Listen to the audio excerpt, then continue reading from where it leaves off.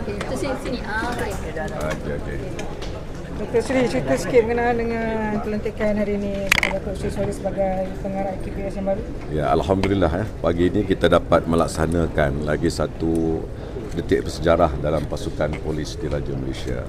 Jadi pelantikan Datuk Sri Suhaili ini adalah satu penghormatan kepada PDRM kerana diberi kepercayaan untuk mengetuai satu lagi agensi yang begitu penting bagi memastikan keselamatan negara sentiasa terkawal.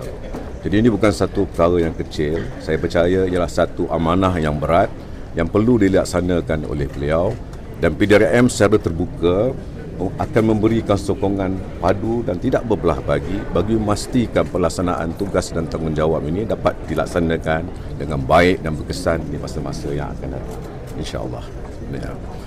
Dan lagi satu, saya juga ingin menyatakan bahawa program-program seperti ini, iaitu serah terima tugas ini, sesuatu yang perlu diteruskan kerana ianya membawa kesan dan moral yang baik kepada pasukan, sekaligus menunjukkan kepada masyarakat umum bahawa solidariti di kalangan pasukan polis begitu baik dan utuh, dan inilah yang diperlukan supaya spirit di core ini dapat kita bawa bersama-sama, dan insya-Allah akan memberikan perkhidmatan yang terbaik bukan sahaja kepada rakyat tapi juga kepada kerajaan dalam memastikan semua agenda-agenda yang telah didepani dapat kita laksanakan dengan baik dan sempurna, insya-Allah. Terima kasih.